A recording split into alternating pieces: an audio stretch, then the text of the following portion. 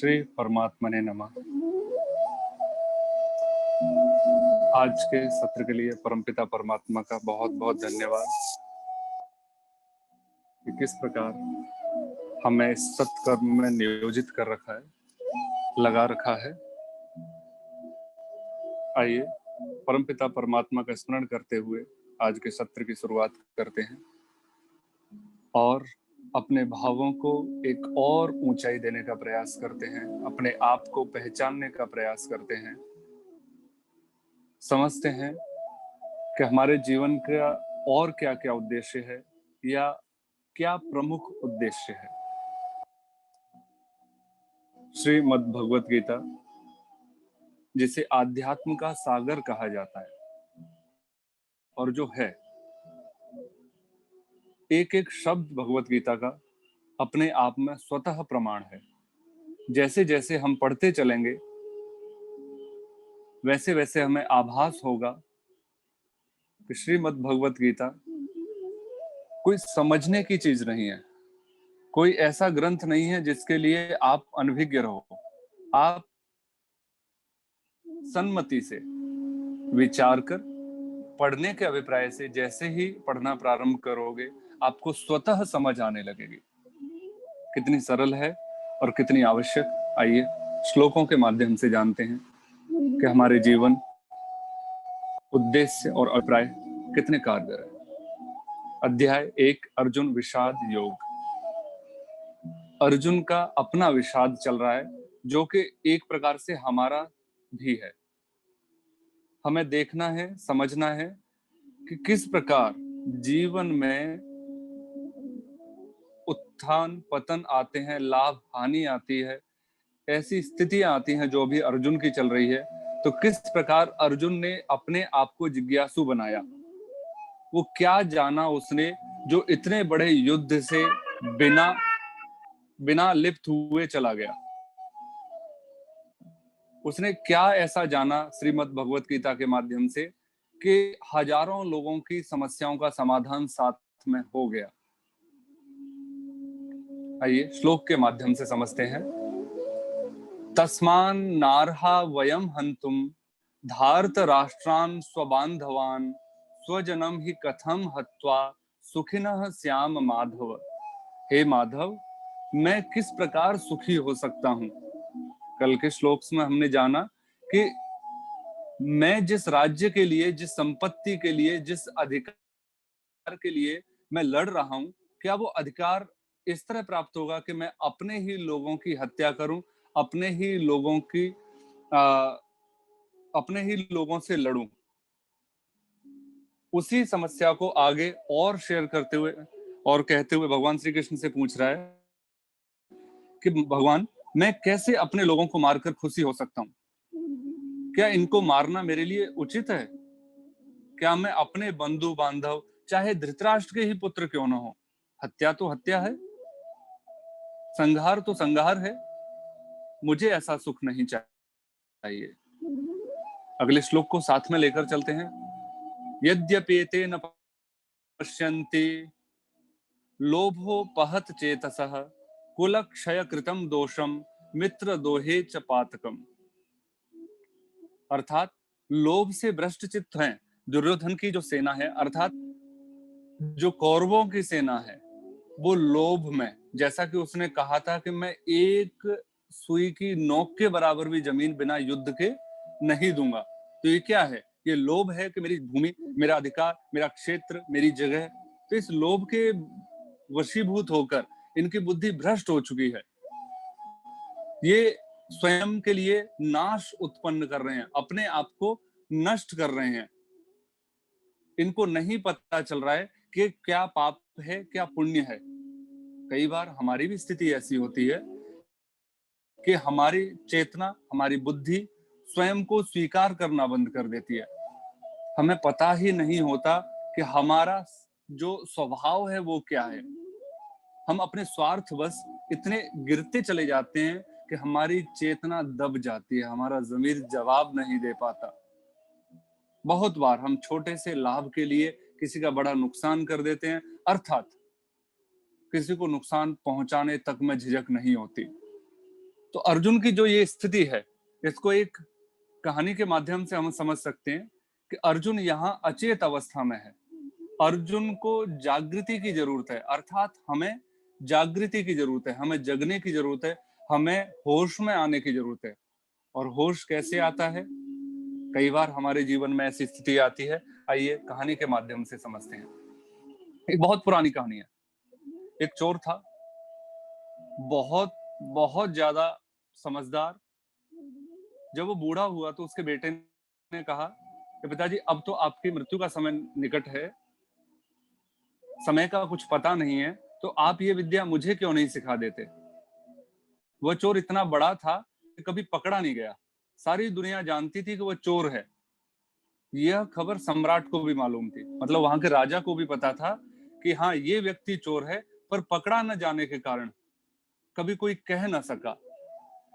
उसे कई बार सम्मानित भी किया गया कि भाई तू बहुत अद्भुत आदमी है, सारी दुनिया जानती है, हम जानते हैं, तेरे परिवार वाले जानते हैं, और तूने भी कभी इस बात को छिपाया नहीं, स्वीकार किया है कि हाँ मैं चोर हूं। तो ये तेरी कला बहुत अद्भुत है और तू कभी पकड़ा भी नहीं गया। तो उसका पिताजी अपने बच्चे से, वो वृद्ध चोर अपने बच्चे से पूछता है कि चल, अगर तू जानना चाहता है तो सिखा देता हूं, कल रात तू मेरे साथ चलना। अगली रात आती है, वो लड़के को साथ लेकर राजा के घर पहुंचता है। उसने सेंध लगाई, लड़का खड़ा होकर देख रहा है कि किस प्रकार वो दीवार तोड़ने में लगा है। वह इस तरह सेंध लगा रहा है, इतनी तन्मयता के साथ सेंध लगा रहा है जैसे कोई चित्रकार चित्र बनाने में पूरा तल्लीन हो जाता है। ऐसे ही वह चोर पूरी तरह से तल्लीन है। कोई मूर्तिकार मूर्ति बनाता है, कोई भक्त मंदिर में पूजा करता है। आप ये स्थितियां समझ रहे हैं ना, कि पूजा करना, भक्ति करना, यहाँ भक्ति से अभिप्राय तन्मयता से है। ऐसा लीन है, इतने लीन होने के बिना उसका काम भी नहीं चलने वाला। उसे पता है कि अगर मैंने पूरी ईमानदारी इस कार्य में नहीं दिखाई तो मुझे हानि हो सकती है। वह मास्टर थीफ था, अर्थात चोरों का सरदार। साधारण चोर नहीं है, उसके बहुत सारे चोर चेले रह चुके हैं, या उसने बहुत सारे चोरों को चोरी सिखाई है। पर लड़के की हालत तो यहाँ बहुत खराब है। रात ठंडी नहीं है, फिर भी बहुत कपकपी छूट रही है। जैसे कई बार बहुत ज्यादा टेंशन होती है तो हमारी रीढ़ की हड्डी कांपने लगती है, पूरी पीठ पर पसीना आ जाता है। यही हालत उसके, पूरा शरीर पसीने से भरा हुआ है और पैर कांप रहे हैं उसके। परंतु चोर को देखो, उसने एक बार इधर उधर देखा भी नहीं है, आराम से दीवार में सेंध लगा रहा है, और उसने दीवार को तोड़ दिया और दीवार से अंदर प्रवेश कर गया। वो देख रहा है लड़का कि मेरा पिता या वो वृद्ध चोर ऐसे घूम रहा है जैसे अपने घर में घूमता है कोई। न तो उसके कोई टेंशन है, न कोई झिझक है, न कोई घबराहट है। आराम से और धीरे धीरे उस विशेष कक्ष की ओर जाता है जिसकी उसने पहले रेकी की थी। देखकर आया था कि कहाँ चोरी करनी है। वो अंदर गया बड़े कमरे में और अपने बेटे को इशारा करके कहता है कि उस अलमारी का दरवाजा तोड़। एक बड़ी अलमारी थी और उसमें से जितने भी हीरे जवाहरात और वस्त्र हैं, कपड़े हैं, सब निकाल ला। लड़का अपने बाप की बात पर भरोसा करता है और जाता है अंदर।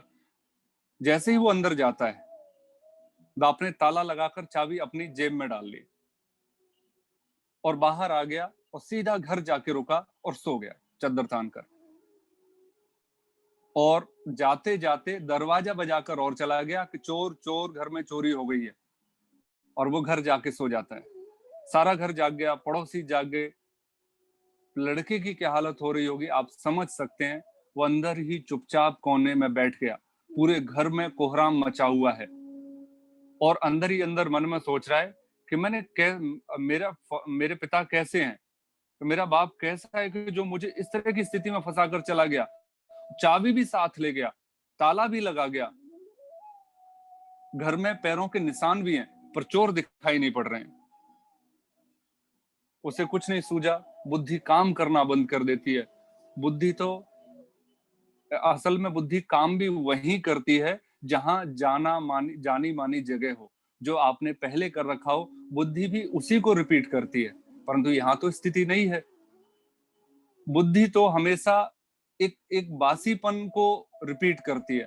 आप किसी भी चीज को देख लीजिए, नया कभी पुरानी विधि पर डिपेंड नहीं होता है। नए के लिए नया ही तरीका निकालना पड़ता है कुछ नया करने के लिए। ताजे से बुद्धि का कोई संबंध है ही नहीं।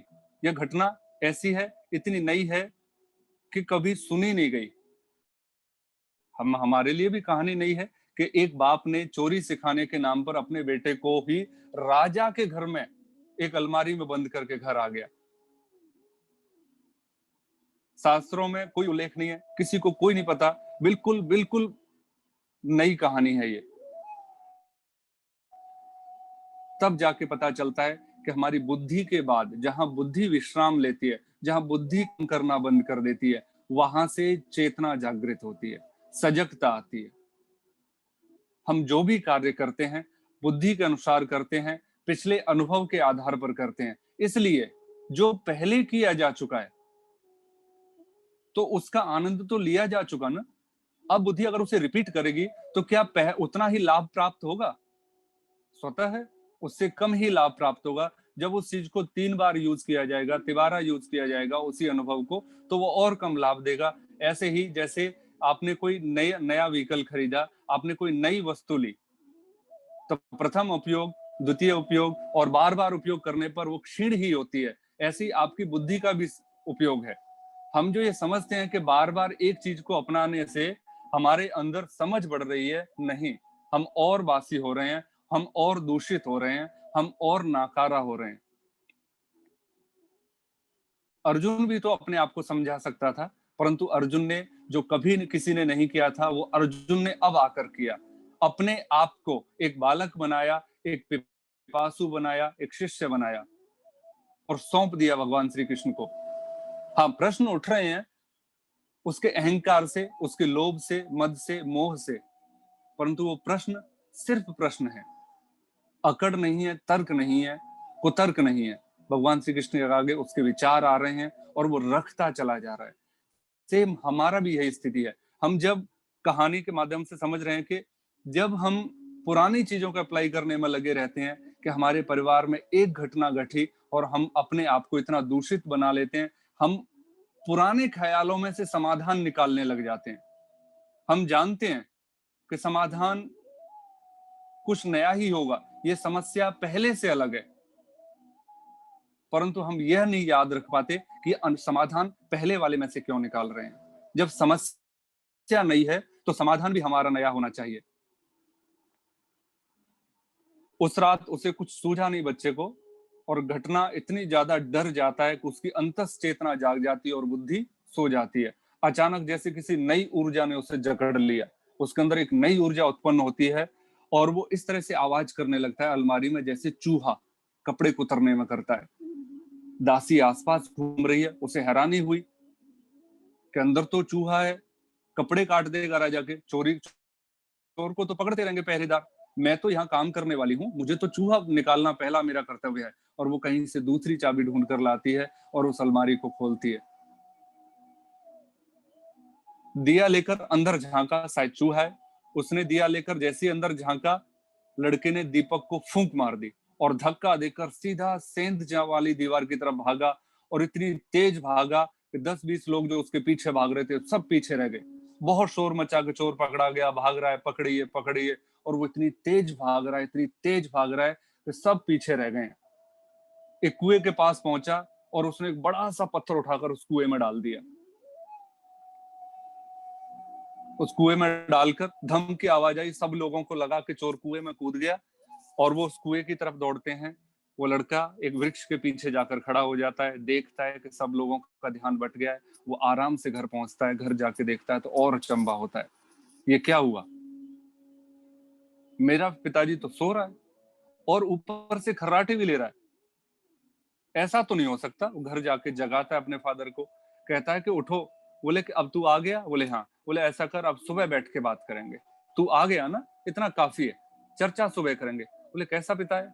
अरे पूछ तो सही मेरी क्या हालत हुई थी, मैं कैसे बचकर निकल के आया हूं। बाप ने कहा कि कैसे बच के निकल के आया ये पूछना जरूरी नहीं है, आवश्यक है कि तुझे ये कला आ गई, तुझे समझ आ गया जो मुझे सिखाना था। अब तुझे समझ में आ गया कि हर घड़ी नई होती है। जैसे चोर किसी भी घर में चोरी करेगा तो हर घर नया होगा, हर स्थिति अलग होगी, हर परिस्थिति अलग होगी।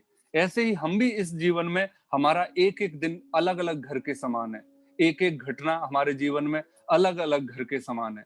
हमें नहीं पता कि आज जिस घर में हम प्रवेश कर रहे हैं, आज जिस दिन को हम चूज कर रहे हैं, या आज का दिन हमारे लिए क्या सरप्राइज लेने वाला है, लेकर आने वाला है। फिर भी हम पुराने अनुभवों के आधार पर दिन को डिवाइड करने में लग जाते हैं, दिन का विश्लेषण करने में लग जाते हैं। नहीं, मेरा दिन तो ऐसा होना चाहिए।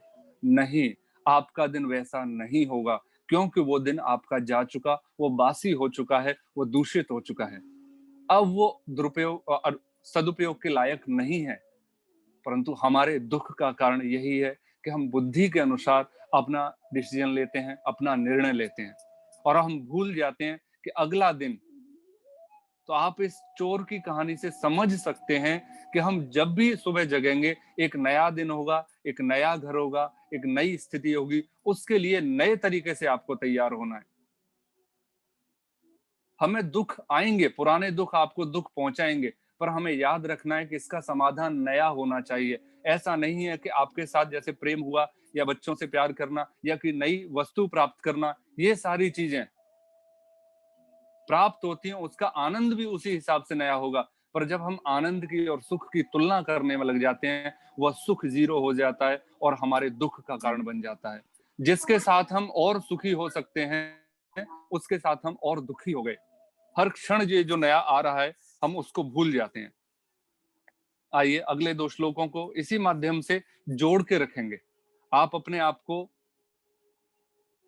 पिछली तुलनाओं से कंपेयर मत कीजिए, अब पीछे मत तुलना कीजिए। आपके सामने जो नया आ रहा है, उसको पूर्ण रूप से सहर्ष स्वीकार कीजिए। हमें याद रखना है कि हमारे पल हर क्षण नया है, पुराना क्षण क्षीण हो रहा है, नष्ट हो रहा है। आइए अगले 2 श्लोकों में और समझते हैं। कथम ने ज्ञेयम अस्माभिः पापात् अस्मान् निवर्तितुं कुलक्षय कृतं दोषम प्रपश्यद्भिर्जनार्दन। हे जनार्दन, ये एक स्थिति है, ये बांधने का प्रयास है कि नाश कुल के नाश से उत्पन्न दोष जानने वाले हम लोग इस पाप से कैसे निवृत्त होंगे, ये हमें सोचना पड़ेगा। ये दोनों श्लोक आपस में जुड़े हुए हैं। पहला श्लोक कह रहा है, श्लोक 39वां कह रहा है कि अगर मेरे कुल का ही नाश हो जाएगा, ये दोनों सेनाएं आपस में लड़ जाएंगी, तो कुल का नाश होने से कुल का जो दोष उत्पन्न होगा, जो पाप उत्पन्न होगा, उससे मैं या मेरे परिवार के लोग निवृत्त कैसे होंगे, अलग कैसे होंगे? ये तो जन्म जन्मांतर चलता जाएगा कि तूने अपने परिवार को कष्ट पहुंचाया, या तूने अपने परिवार के नाश का कारण बना। और भी बोले, कुलक्षये प्रणश्यन्ति कुलधर्माः सनातनः धर्मे नष्टे कुलम कृत्स्नम अधर्मो अभिभवत्युतः। कुल के नाश से कुल के सनातन धर्म नष्ट हो जाते हैं, और धर्म नष्ट होने पर सारे कुल को पाप दबा लेता है। जब आप परिवार में, समाज में रहते हैं, तो आपका अपना एक धर्म होता है। धर्म अर्थात जिसे धारण किया जाए, जो आपको बांधे वो नहीं। आपने वस्त्र पहने हैं अपनी सुविधा के लिए, तो धर्म भी आपकी सुविधा के लिए है, आपके विवेक के लिए है, आपकी समझ को बढ़ाने के लिए है, आपको सन्मार्ग पर जोड़ने के लिए, आपको बांधने के लिए नहीं। आप कर्म में स्वतंत्र हैं। हम बहुत पहले भगवत गीता के बारे में सुनते आए हैं कि कर्म पर ही तुम्हारा अधिकार है, परिणाम पर नहीं। ऐसे ही धर्म आपको अधिकार सिखाता है, परिणाम आपके कर्म के अनुसार ही मिलेगा। इन दोनों श्लोकों में जो विशेषता है, चारों श्लोकों में, वो यह है कि क्या भगवान श्री कृष्ण सिर्फ अर्जुन को समझाना चाह रहे हैं, या ये सारे प्रश्न जितने भी अर्जुन ने पूछे अभी तक, जो स्थिति है, क्या हमारे जीवन से नहीं जुड़ी हुई? हमारे जीवन से जुड़ी हुई है, तो हमें कितना सजग होना पड़ेगा। ये चोर वाली कहानी से हम समझ सकते हैं। हमारे जीवन में बहुत सारी स्थिति आएंगी जहां हमें सजग होने की जरूरत है। तो इस सजगता को स्वीकार करते हुए, बुद्धि के कार्य को स्वीकार करते हुए, आइए इस सत्र का समापन करते हैं।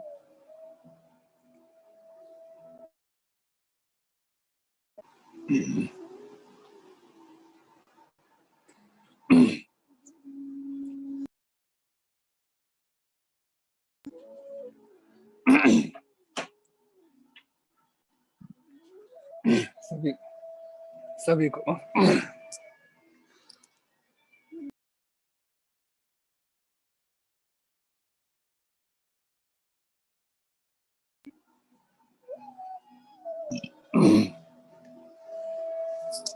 सभी को सादर नमस्ते जी।